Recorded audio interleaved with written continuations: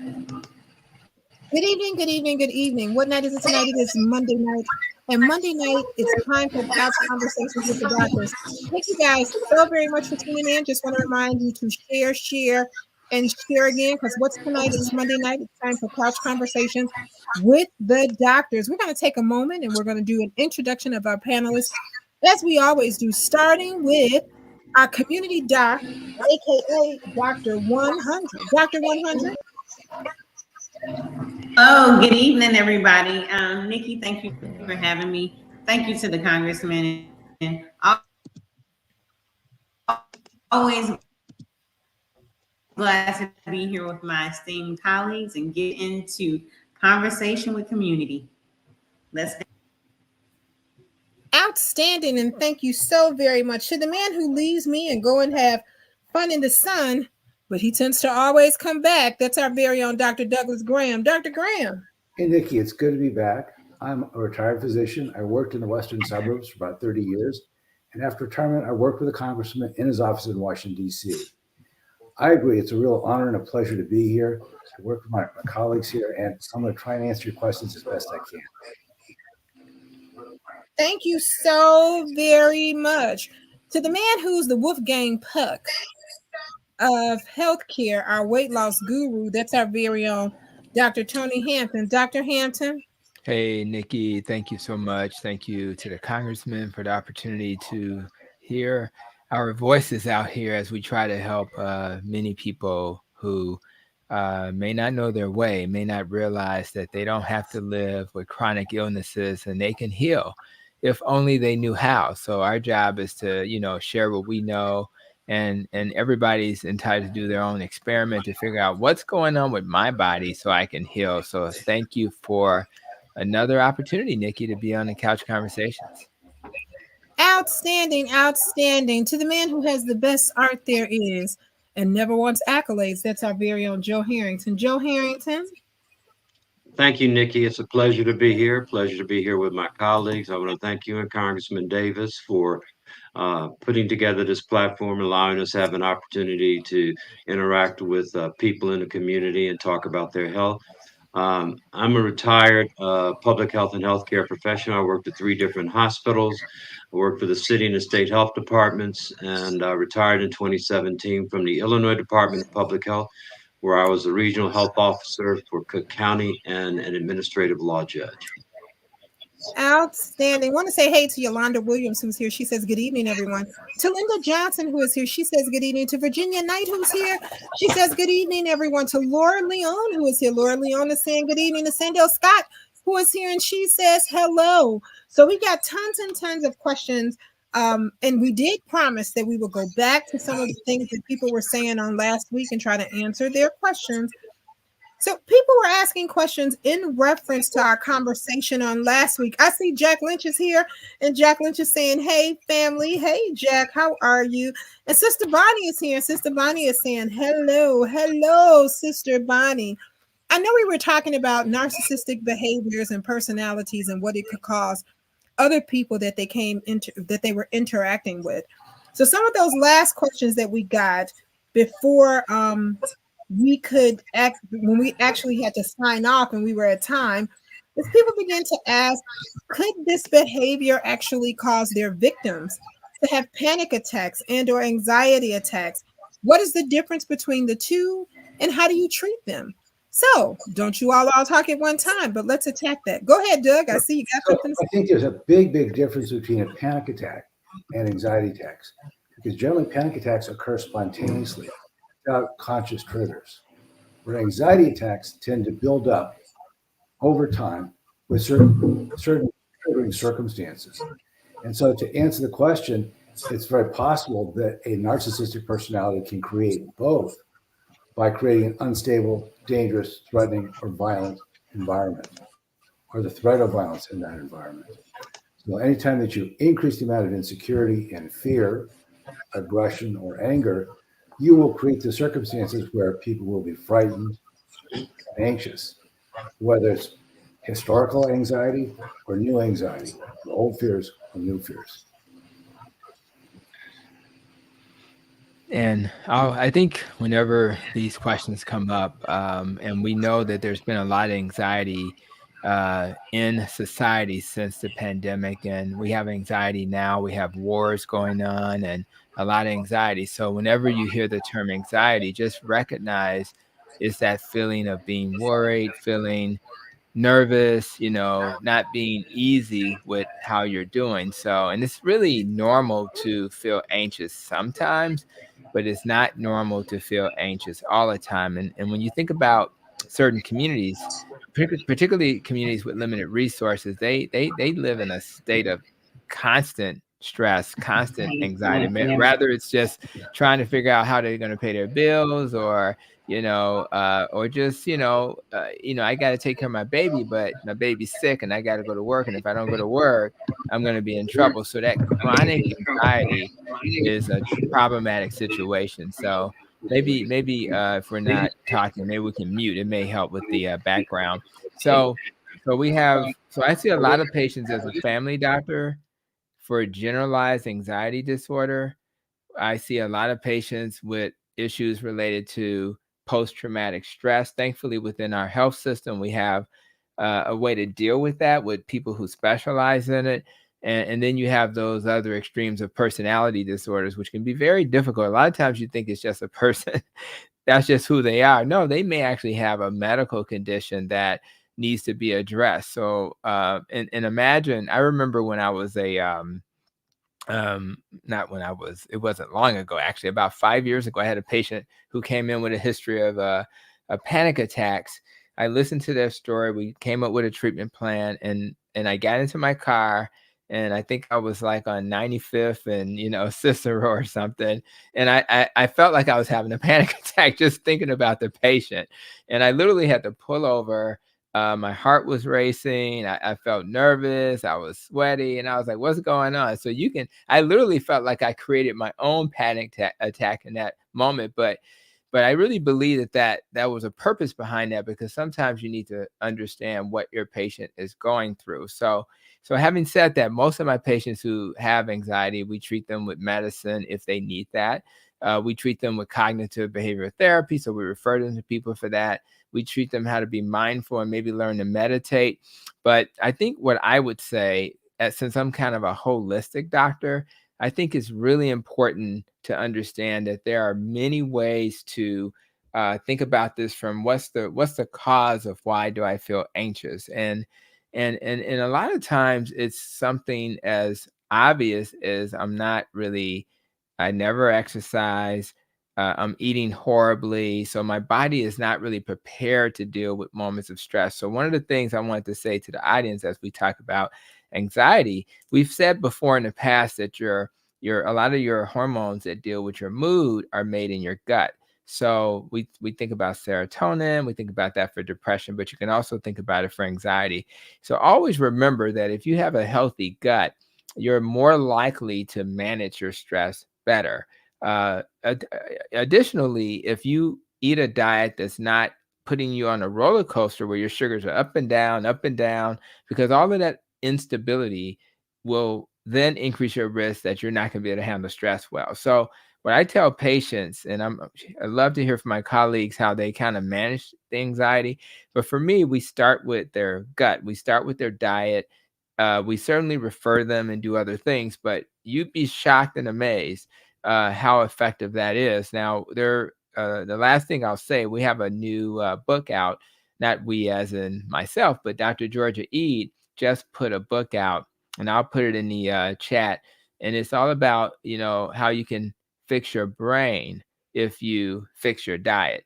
And I think that's really important, because she's a psychiatrist from Harvard, and she learned that in order for me to help people, I can't just do it with pills. And in her practice, if there's 3 buckets. Some people do so well with their diet that they don't have to take medicine. Then you have a second bucket where people they can take less medicine, and then you have a third medicine where people stay on the same amount of medicine, but all of them get better. And so there's a study, and this is more dietary, but it was called Keto for Refractory Mental Illness, and in that study, 100% of the people in the study got better. just with diet. They didn't do anything but diet. They were hospitalized and they got better. So I just wanted to put that on the table and maybe hear from my colleagues about when they were in a practice, or just from your experience, what type of things you guys saw out there that help people with anxiety.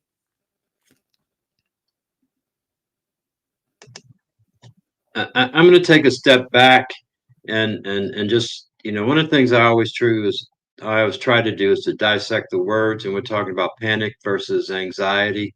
And Dr. Tony mentioned that all of us can be anxious and all of us can be panicked by any number of things.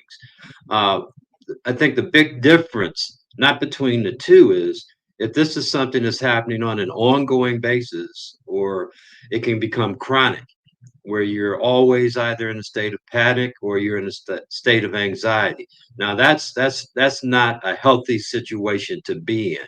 So if you're out there and you're someone that's always either in a state of panic or in a state of anxiety, you probably need to talk to someone. Ideally, it's a professional, but maybe if you have a doctor or you have someone that's a professional in healthcare, maybe you could talk to them about it and you could seek help to get some control over that, because both of them can exacerbate other conditions that you already have. And so you have to be careful about that. One of the things that occurred to me, again, it's that, and I did a lot of work early in my career around hypertension, high blood pressure, and it's an asymptomatic disorder. But if left untreated, it'll cause heart attack, stroke, and kidney failure. Anxiety can exacerbate that, and it can raise your blood pressure. It has a lot of physiological effects when you have anxiety or you're panicked. So it is something that you need to monitor. And I think what we're talking about when we're talking about attacks, or whether it's an attack of anxiety, an attack of panic, is if it's happening regularly, I mean, pretty regularly, then you probably need to seek help.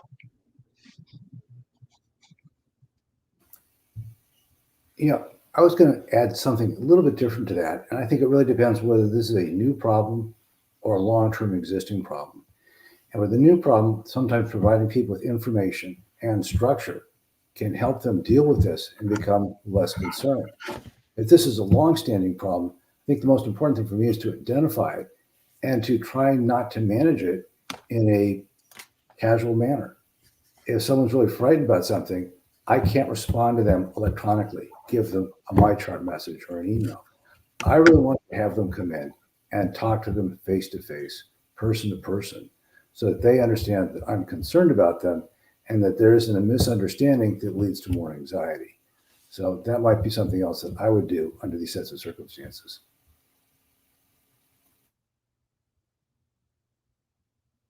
All right, outstanding. Well, Karen Scott says, hello, all. This is a wonderful subject. Yolanda Williams says, awesome conversation. Connie Taylor says, good evening to everyone. Nellie Purnell King is here, and she says, good evening to everyone.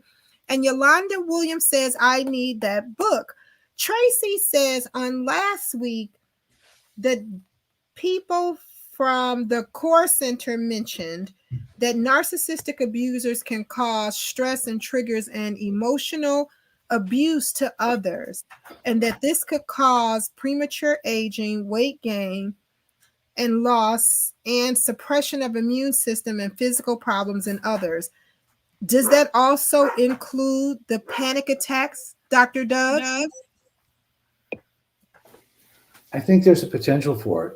I mean, if you're creating an environment that is increasingly unsafe or filled with anger and violence, it would be hard to maintain a calm disposition and feel like everything's going to be all right when you know that you have no idea when the next attack or violence is going to happen, or the people don't care to listen to you.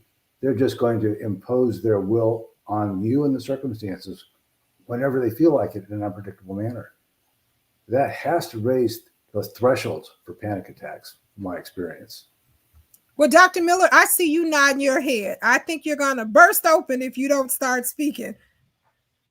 I wasn't at the beginning of this conversation, but obviously, as a patient present with issues regarding anxiety, my first inclination is to evaluate to see if there's something physically going on with this patient that may be creating anxiety, such as I'm sure Dr. Tony probably spoke of this, but whether or not this patient has a hypothyroid or adrenal issues, those things that produces hormones that can create these conditions of an individual feeling anxious or responding in a hyper responsive manner.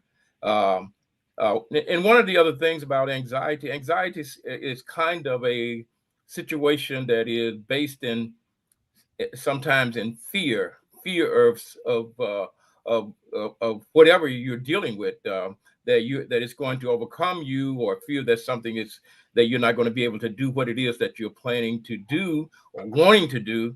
Those are kinds of things that create anxiety, and then the individual began to respond to whatever their body is, whatever they are feeling.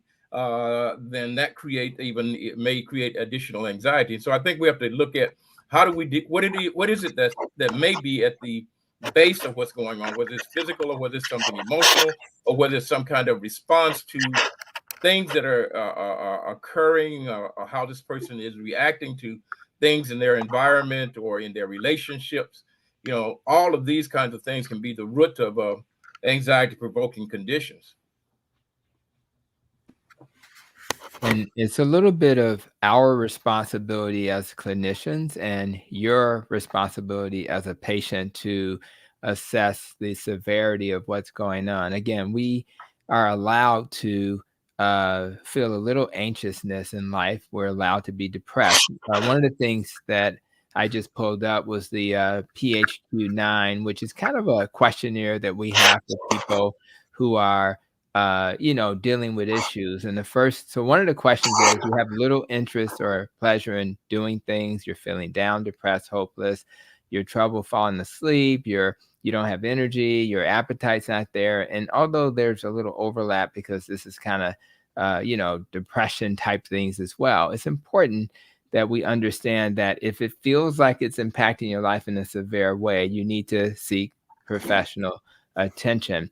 Additionally, I think it's important that we understand, as was suggested, your environment impacts your health. So yes, if you're around stressful people, you're going to be stressed. If you're around people who don't value and respect you, you're going to be stressed. So I think if you're at work and that's happening, same thing if you're at home. So I think when you find yourself in an environment where you can be harmed, we have to take that seriously, and we have to make sure that we address those things. So I looked at the question. I know Nikki kind of stepped away, and there was a question by G&E, and it said, hubby Gary, complex medical history, Klinefelter's, and type 2 diabetes, ankylosing spondylitis, macular degeneration, prostate cancer, and not even a full list.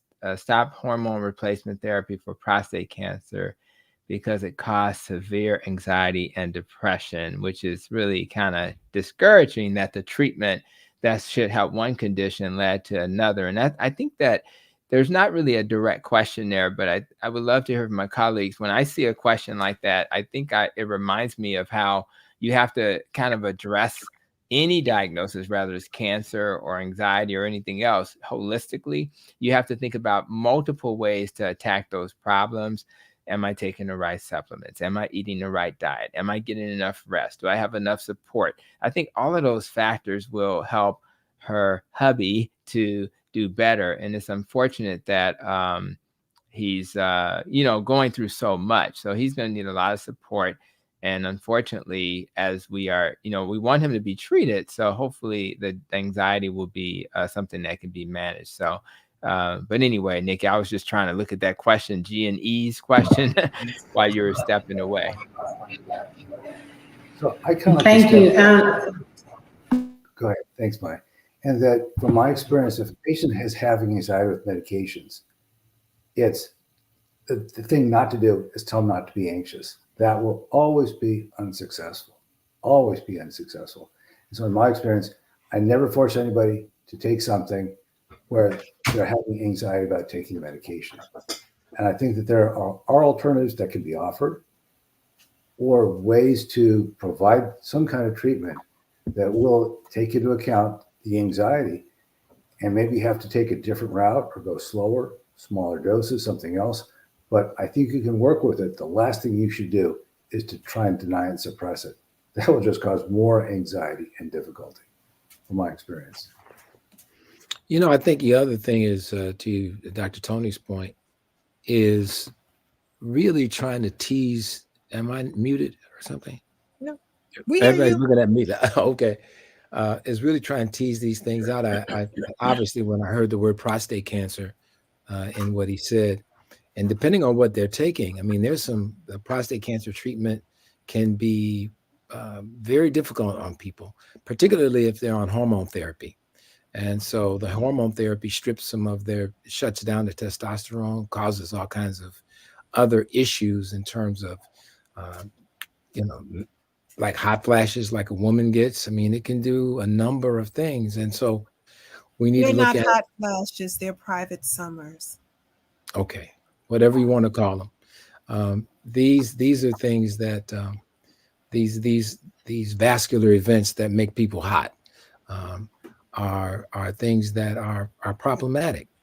And also whether or not or how the person, I don't know about, and I don't need to know all the things that he's having for treatment, but it's oftentimes the loss of sexual function can be another problem, either from the medication or the treatment or both.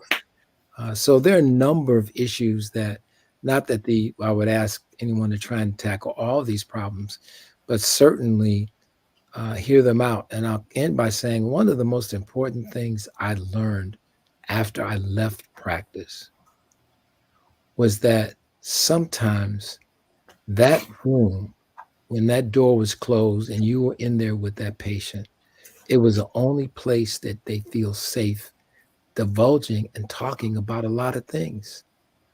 Not that they couldn't do it, but they just did not want to have that conversation. And one of the things I learned after I left is that I was one of the few safe spaces that these men had to talk. And a lot of times, as I'm sure my colleagues will know, is that a lot of times especially with the way things are in medicine today, where you really got to move people through in a certain period of time. But you don't have, I mean, I took the luxury, of course, it backed up my schedule a lot, but I took the luxury to spend 40 minutes talking to somebody, especially when the man starts crying in front of you. Well, you don't cut that off. You have to have empathy. You have to have a way to listen to them, because it may be the only person that they talk to. It may be the only place that's shared. So, and it may come out in anger and other things in other environments. So it's just very important. And I think that the role that we get cheated out of as doctors, particularly as we have to work in today's environment, is that time that we need to listen, not talk to, but listen to patients and talk back to them. You know, I'll just add to that. I can remember a number of times a patient would present, and as you're saying, Dr. Mason, is that they felt that they needed somebody that they can talk to. Sometimes they will say, you know, I've been to other places and just couldn't find any. It seemed like nobody was interested in what was going on with me, and the person felt that this is, you know, there's nothing I can do, and it seems like there's no one that's willing to do anything.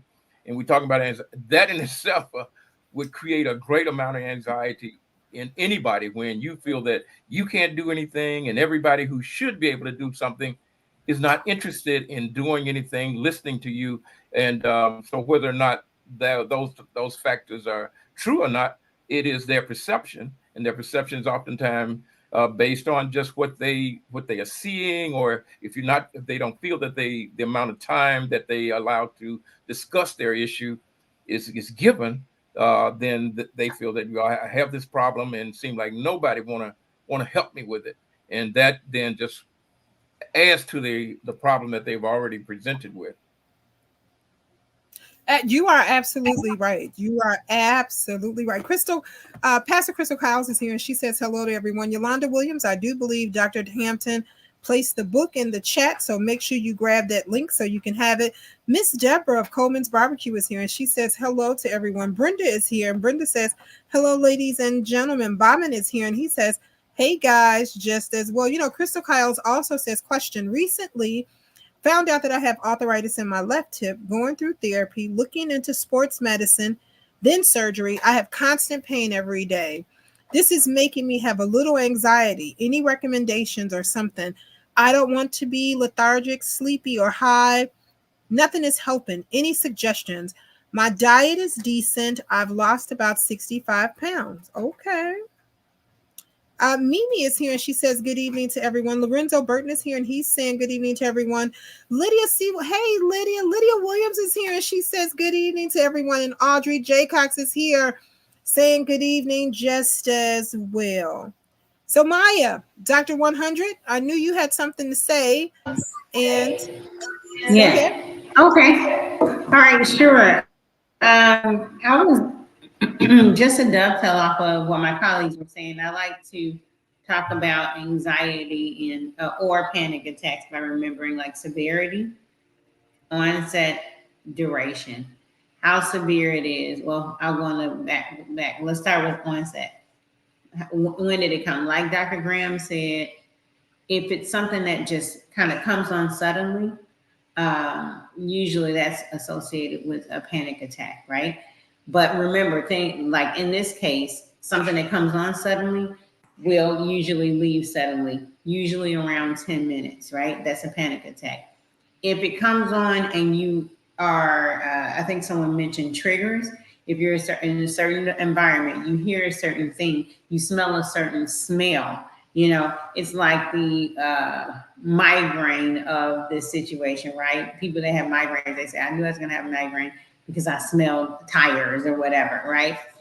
Sometimes with anxiety, chronic anxiety, you know you're gonna, certain environments or smells or things or taste or certain things you see, experiences will lead to this process, right? And so we already talked about duration. A panic attack usually will go and come, usually the height of it is about 10 minutes, sometimes 5 minutes.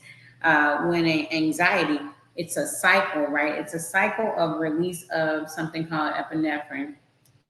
Fight or flight was mentioned here. Epinephrine is the fight or flight hormone that they're talking about here. And then epinephrine triggers release of a whole bunch of stuff. So all of a sudden you're like hyper vigilant. You're looking, like you're having this experience, right? And when it doesn't go away, and with anxiety, those things just begin to have a pattern sometimes that compound upon each other, meaning I'll have that experience today. I'm feeling nervous all along. Then when I smell the smell, my body goes into a deeper fight or flight, more epinephrine, more of that kind of other stuff. And then, as I believe Dr. Graham and Dr. Mason mentioned, if in this experience, I don't develop coping skills like deep breathing, and it's not a judgment on you. It's, sometimes the hormones and in life experiences don't allow that space, right? So if it gets to the point, this cycle of anxiety where it can't stop with like deep breathing, reminding myself that it's okay, focusing on what I tell my patients, 3-3-3, meaning you identify 3 objects in the room. There's a chair, there's a wall, there's a television. I'm grounding myself, right? And then you listen to 3 sounds. I hear a train in the background. I hear the fan going. I hear the clicking of a clock, the ticking of a clock. And then you kind of focus on 3 body parts. And when I focus on my 3 body parts, I like to focus on, okay, my body part is my forehead. I like to tense my forehead and then control that part and just let it go. Tense my arms, breathe, and just let it go. Taking control of different parts of my body. Tensing my leg, breathing and controlling it and relaxing it, right? And then trying to see if I can take myself from a tense space to a relaxed space.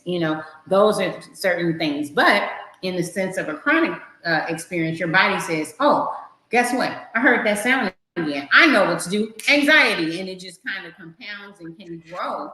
And that's when, like Dr. Mason said, if those things aren't working, that's when you go get help. You say, hey, you know, I need some help, right? I like the preventive method, right? Where y'all, I have a therapist. I go to my therapist for maintenance when I'm feeling good, for plans, for when things get stressful and if there's an anxiety experience and stuff like that, right? And then the last part, we talked about onset, we talked about duration, severity, right? Panic attacks go and come, but you do get, because those are the ones unscheduled. Here I go, 10 minutes, 5 minutes later, I'm gone. You have these brief moments, and because of the brief moments, a lot of times, even though you get those feelings of what your providers call impending doom, meaning the feeling that something bad is going to happen, it's the end of the world, it goes away, right? And like Dr. Hampton said, we're not meant to have that feeling of impending doom and live under that mental pressure long term, right? In the case of a panic attack, it goes away, right? In the case of chronic anxiety, it doesn't go away, right? And so in this case, they have a scale. It's called a generalized anxiety disorder. It's a scale of 7 questions that a lot of people use. Why? Because think about chronic things. Think about the chronic anxiety and stress we're experiencing because of COVID. We on here cracking jokes. We've normalized it, right? So a lot of times, if you don't screen for it, if your provider isn't screening for it, we will miss it. And you don't check in with yourself, you'll miss it. And people will be living with anxiety long term and then moving into self-medication, right? Besides the breathing and besides the muscle, the yoga, the acupuncture, some herbal remedies, some nutrition stuff. And one of the things I've seen help my patients is exercise, right? You have that stress hormone, you run it out. I'm a physician, I'm a Black woman in a white male dominated, field. And that's not always good. Sometimes it's good, sometimes it's not. Dealing with, and so there is some stress and some anxiety that I experience, right? So what I like to do is I like to get on the treadmill in the morning. Treadmill works for me, whatever works for you. Run it out before I can even do anything else, right? So I've already done that maintenance, and then what we see now, and unfortunately, is a lot of people self-medicating with, things that are prescription drugs that are not prescribed to them and things like that. So if you are one of those people, we see a lot of it. So it's not, I think it's time for us to move to a space where we can say, hey, I'm not one of them, but I'm one of those people. Where do I go? You go to your provider, you disclose it, right? Because also about those medicines, we're not meant to be on those medicines long-term, medicines for anxiety, right? Unless there's a special circumstance and you're a psychiatrist and your team will tell you if you're one of those people, right? Some people have that long-term anxiety that, because of post-traumatic stress disorder, things also associated with it is obsessive compulsive disorder don't go away. And sometimes long-term is indicated, but it's very rare, right? So if you've been on medication 6 months, it's time for a check-in. At the 12-month part, you really need to go see your doctor, because we are not meant to, the original structure of those medications are only in certain circumstances are meant to go longer than 12 months. And I know I've said a lot, I've been holding it in because y'all know I went to New Orleans. One of the things that I saw choking up.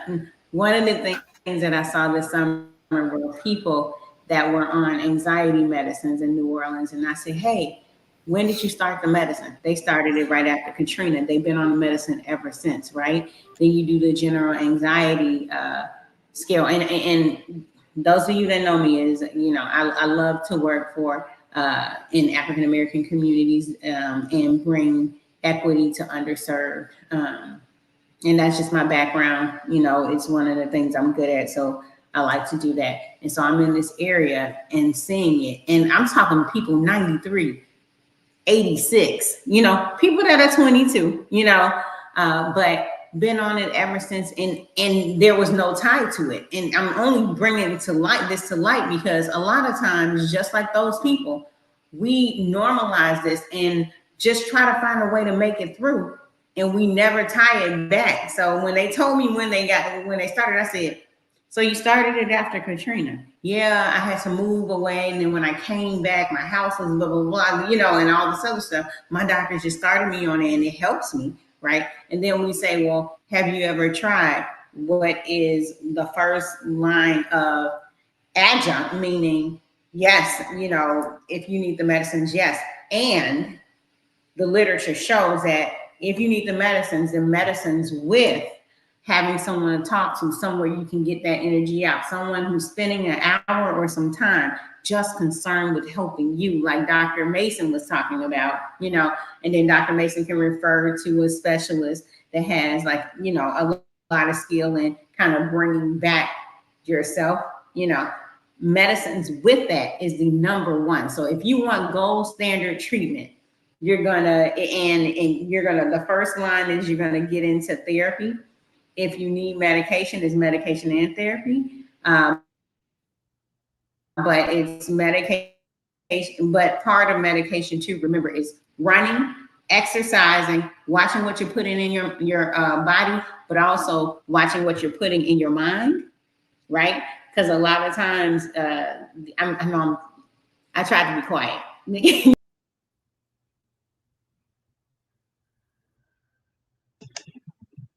That was abrupt. Yeah, we don't know what happened. Something must have happened.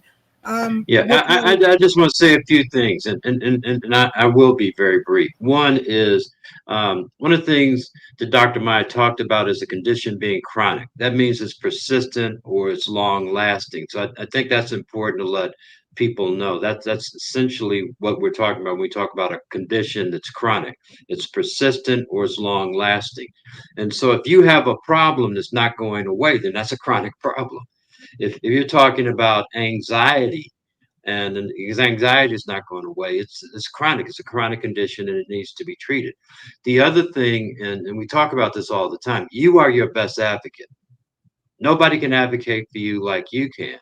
And so when you're in the room with the doctor, you may feel uncomfortable, but you need to assert yourself and ask questions and make sure that you understand what they're talking about. And if you don't, then you need to either find another doctor or talk to someone else to help you understand it, because ultimately you are your own best advocate. And there may be other people that you can seek out and talk to a friend, and maybe they may be able to help you. But don't just suffer in silence. I guess that's what I'm saying. If you have a problem, at least talk to somebody to help you work through it and identify a source or a resource where you can get it taken care of. You know, Joe, what you just talked about, and I've been talking to some people, and not that I'm suggesting that we do this again, but one of the things that I found out when I was doing erectile dysfunction work, and the prostate work, but particularly the erectile dysfunction work, was the number of people who, you know, no one wanted anyone else to know that that was a problem they were having, even though all of them were having it. And one of the things that we did was not only one of the things they had before, but even after therapy, which may have been injections or implantation of devices, which we'll talk about another time. But one of the things is that we didn't involve the partners. And what we did, we decided to create a support group where we invited the partners of the men who were having these issues, because there was a lot of things that had to be, and I'm just saying this because sometimes there are things that we could help structure where we're not doing it ourselves, but we can help get some instruction on how to manage some of these groups. I don't know with the electronics today whether you can do all this online and that sort of stuff, but I know as a physician myself, when I was in practice, you don't have the time. You don't have the time that you need. And so we got to figure out how we can extend that by using other means and methods. And I found and I'll say this very quickly, Sometimes we give somebody a therapy and we think we fixed them. Well, I would do penile implant on a guy who was unable to have sex, and once he gets through all of that, and he can have as much sex as he wanted to. One of the things that when we learned and talked with him and the wife, and we used to talk to them separately before we talked to them together, was that the wife was totally unhappy because she said, now it's just too mechanical. There's no intimacy. The way I know the man wants to, and this is in the book, one of the ways I know the man wants to have sex is he turns the light on at the top of the stairs. So I'm just saying that there are unseen things that we don't think about, both on the good side and bad side. And won't take up any more time, but I thought that unfortunately we don't have the time to do this as much as we need to. Sorry, you all, I got disconnected, but the last thing I really wanted to say is part of treating anxiety and sometimes panic attacks is we talk about nutrition, the things we take in our body, but also the things you take in your mind, right? All kinds of negativity. You can see it on TV, y'all watching, and you can, if it impacts you like this, but I know people that once you get your feel of Megan Thee Stallion and Nicki Minaj beef, it has a negative impact on you. Once you turn on that news and you see, a lot of times they hate, yeah, you have to know what's going on, but do you need to know every detail? You have to listen to your own body. If you're getting that response, because remember, anxiety is chronic. It's almost like if you've had a baby before, the first time your body is like, how are we gonna have this baby? The second time it's like, I know what to do. Let's get into formation. You don't want the anxiety pattern to be like, I know what to do. Okay, my heart is beating fast. Let's get into formation. Let me just go on into the anxiety. So watch your triggers. I think that's important. Watching what you're putting into your mind, watching what you're putting into your body, watching what you're putting into your spirit, and who you're allowing yourself, the environment you put, if some people can't control it, but controlling the environment you're in. I think they mentioned work otherwise too. Okay. One of the things that Dr. Meyer reminds me of that we really haven't mentioned, but oftentimes the anxiety is created by maybe a medication that we gave for another reason. One of the adverse effects of that medication may be, that it creates anxiety within the patient. So we have to look at that. The patient may need certainly management of their problems, but they also may need to have some changes because the adverse effect, the anxiety that it caused, maybe not the right medication for them. So that was one thing.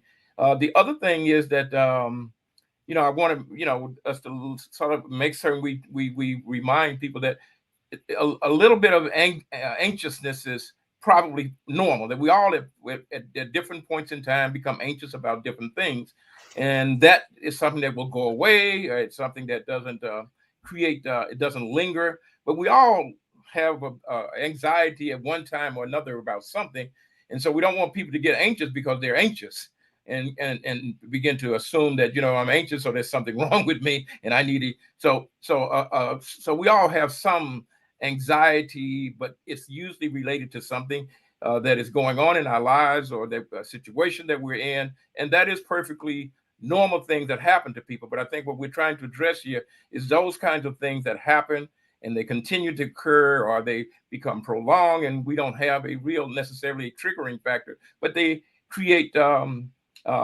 problems and affect the person's ability to function normally and to enjoy life and to do the things that they need to do on a regular basis. Real quick, Nikki, I just wanted to respond to Crystal Bennett Cow's question that you posed earlier. Recently found that I have arthritis, and any suggestions, and your diet's going to be critical. I would probably move you towards keto, low carb, carnivore. Dr. Mason probably move you towards plant-based. Either dietary pattern is going to reduce inflammation. So you want to fix your diet. The second thing you want to do is you want to have a supplement, like something like a turmeric. I use a brand for my patients called Mariva. And I'll put that in the chat too. Mariva is probably the most potent turmeric on the market. It's 29 times more potent than what you see in the stores. Even the turmeric with the black pepper that's supposed to be better, it's not even close. So I would consider that brand. Collagen is critical because when you're trying to rebuild your joints, you need collagen. It's good for your skin. It's good for your joints, your ligaments. So I would consider a bone broth powder, or just drink bone broth, because the bone broth has in it a lot of the things that we see in the stores, like the chondroitins and the glucosamines. That's actually in the collagen and in the bone broth. So I would actually use those as things to consider. And then I would get some magnesium cream or oil. Magnesium is exactly what you see in Epsom salt. So the muscles that surround those joints will relax, and you can't always dip yourself in Epsom salt. So I think a good magnesium cream or oil, by the way, it helps you sleep better. By the way, it helps reduce anxiety. So it's actually kind of a win-win, because you'll be doing multiple things at the same time. So I just wanted to just point that out so we wouldn't miss that question. And Nikki, I'll let you kind of take it from there.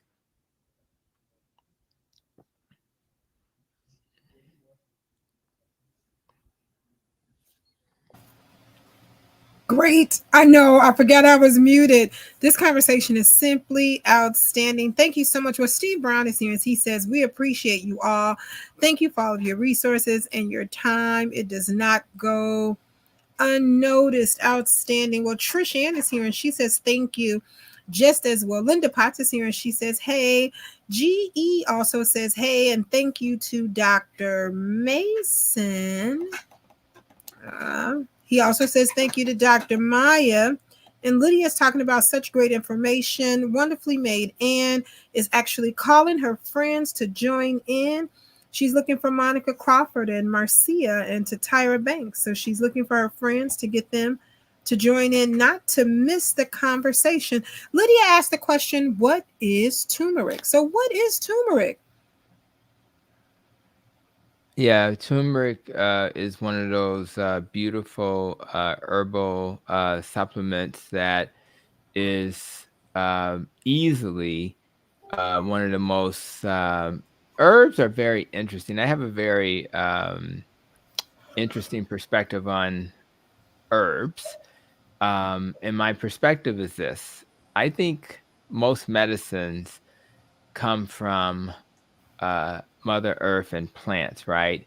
So if turmeric is a type of herb that has something in it called curcumin, that really reduces inflammation, that's something that we can use almost like we use medicine, right? So the question becomes, if I'm using these supplements, is that the answer? No, the answer is, why do you have inflammation? So, because if you only focus on the supplement or the medicine, you'll never get to the root cause. So now, if I have inflammation because my diet is inflammatory, then I need to fix my diet. If I have inflammation because I'm anxious, we're talking about anxiety, then I need to work on my anxiety.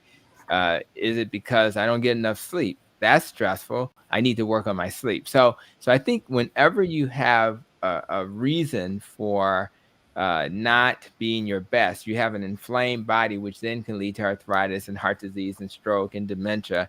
You start with why, and sometimes it's your relationship, and that's why Dr. Maya said she has somebody she talks to. Well, guess what? Dr. Hampton does too. I need to talk to somebody in my relationship, for me as a healthcare leader, et cetera, to help me along my way. So please be comfortable getting help.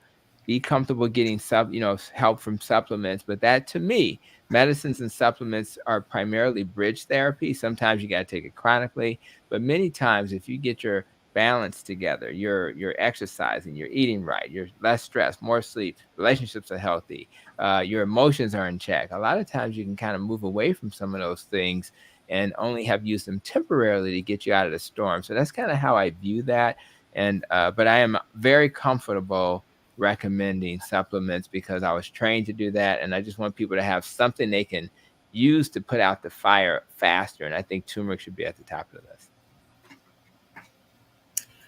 Well, this has been a very robust conversation and it has been simply outstanding. We talked about our anxiety and we talked about panic attacks, and we had some robust conversation about that. And if Dr. Jasmine Searcy was here tonight, Jasmine would remind us of mindfulness. And she would actually tell us that you have to be calm and acknowledge accepting one's feelings and thoughts and to be mindful. So we just want to remind everybody about mindfulness and being mindful, doing those things to stop those triggers and to make things better within yourself. And talking to someone, it's trendy. Make sure you do the trendy things like updating your vaccines and doing trendy things that are good for you. I know you guys hate to hear me when I say this, but we are approaching our time. So we're going to go around and we're going to talk about our until next Mondays. So Doug, until next Monday, what would you like to share? So the thing that really strikes me about this conversation is how much medicine has changed in the last 40 years, and that we really have a different approach and different treatment to both anxiety and panic attacks. And so this is why I think it really is helpful to have a good relationship with a physician, primary care physician, or specialist to be able to address those issues with them if you find that anxiety or panic attacks are interfering with your activities of daily living.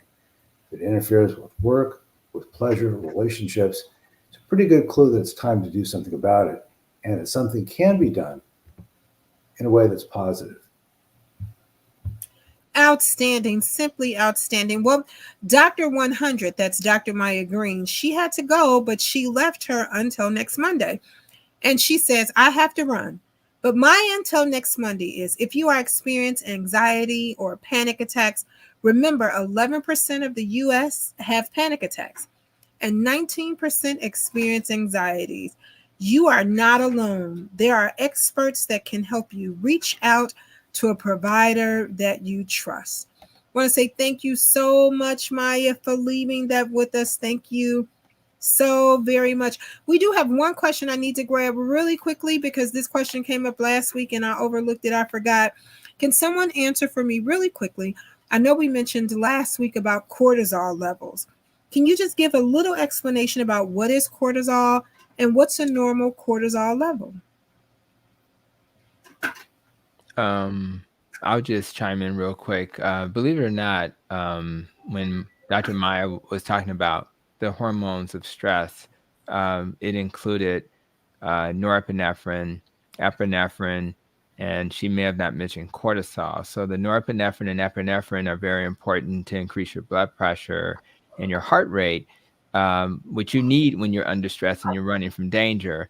However, cortisol is the hormone that tends to tell your liver to make more glucose so that you'll have a source of fuel so you can actually run. So cortisol is one of those important stress hormones that you need to survive because life is, even getting on a live stream for some people is stressful. So we always need a little cortisol to help us along our way. In fact, in the morning when you wake up, you want your cortisol to be a little higher and you want your melatonin to be a little higher at night, and that's going to impact your circadian rhythm. So, but we don't want chronic stress to lead to chronic elevation in cortisol. That's dangerous. And when you go back to what cortisol does, it increases glucose. Chronic stress can then lead to an increased risk for diabetes because you're going to have an increased glucose being formed in your liver via gluconeogenesis, and that can be harmful. So the goal is let's have stress when we need to before we do a live stream, but we don't need stress when we're just having a normal day and, hanging out with our family. So I think there's balance, and I think with balance we'll be healthy. So great question. And that's what I got for you. Thank you so very much. And Tony, while you're here, why don't you share your until next Monday? Absolutely. I think my until next Monday will also speak. I think G and E, I want to thank you for being so engaged, looking towards moving towards even more carb restriction as you leave keto and go beyond that. So I do want to encourage you because the more you eliminate things from your diet, the more likely you're going to find a sweet spot. That's what I had to do. And the irony of G&E is that they're moving more towards an animal-based diet, which means they're going to not necessarily want to do turmeric, which is very ironic. And I'm going to tell you why that's okay. Turmeric is one of those herbs that has a lot of things called oxalates, and oxalates can actually, in some people, make them have aches and pains and things like that. So, this is really about doing an experiment. And I tell patients, let's consider a dietary pattern, let's consider a supplement list, and let's listen to our body. Whenever you're doing supplements, do one at a time, because some of them you may not like, your body may not like. So I just wanted to kind of frame my until next Monday through the lens of that question. And what I'm going to say to the group is, do an experiment where you find out, okay, what is it in my life that's causing stress? You may not get it right the first time. Then you start to eliminate that, and let's see how you feel. That may not be the only thing. So now you look at the other things in your life. And as you do that, you'll find at the end of 2024, you'll probably be less stressed than you've ever been. Last point, if you think you're going to have a life without stress, then that's not going to happen. So your only goal is to figure out how to manage stress better, so that when you're faced with stress, it won't hit you as hard. It'll be a cloud that'll come and go. It's going to happen. Just be better. You have to get better if you want to be better. Outstanding. Outstanding. Joe Harrington, you're until next Monday. Well, I've been giving this a little bit of thought, and one of the things that I want to say is that we live in a very fast-paced, high-tech, constantly evolving world, and there are a lot of things that can make people anxious. And the news of the day, news of any day, can make you anxious. And so I think we're all human beings, and I think that's an important thing to remember, because sometimes we forget that. But my until next Monday is, we all need to be more humane. And that means we need to be more patient, more kind, and more compassionate. All right, Joe. I love it. Dr. Mason, you're until next Monday. I'm going to take a slightly different turn. And that is, there is a role in many cultures. They actually make meditation a part of what they do, and is a part of their culture. And it's a time for you to be still and quiet with yourself.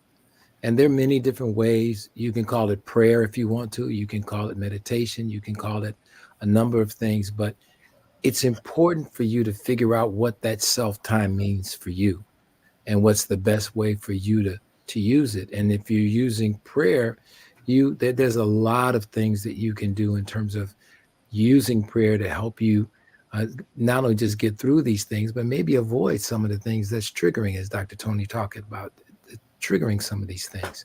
So I would say that meditation, prayer, all of these things also be part of your armamentarium. I think that was a great left turn, Bishop. I appreciated it. You are so true. That is really, really so true.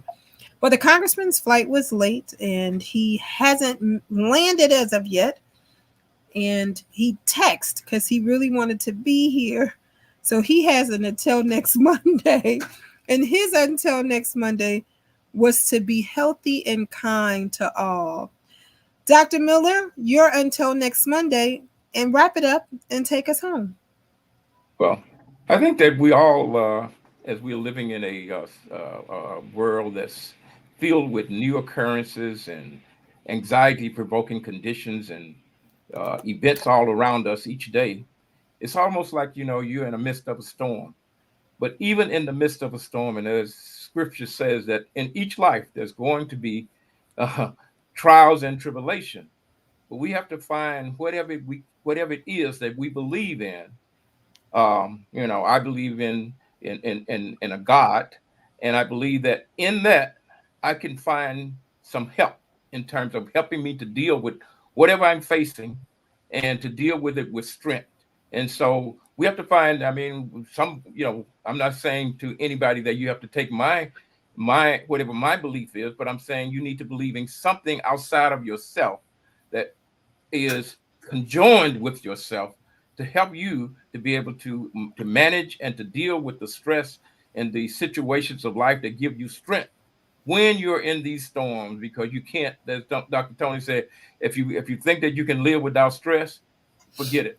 And that scripture says there will be trials and tribulations. So those are just the facts that we got to prepare ourselves to deal with. And so we have to make certain that we, whether it's pray or however you reach your deity, to communicate and to understand that that is an opportunity and there is help in that. As I said, I look to the hills for my help.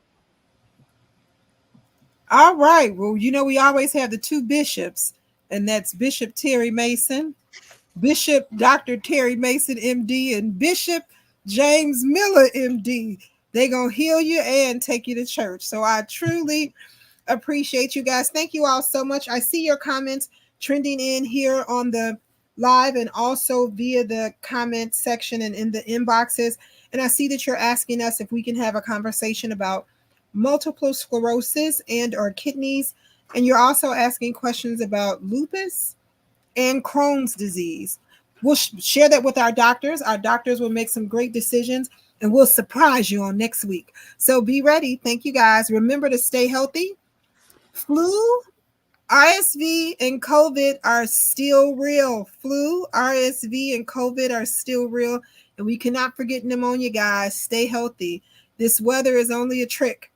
It's just a trick. Put your shoes back on. I saw too many people in flip-flops today. Put your socks and shoes back on before you're sick. Get your updated vaccines, and we'll talk to you later. Thank you, and have a good evening. Until next Monday.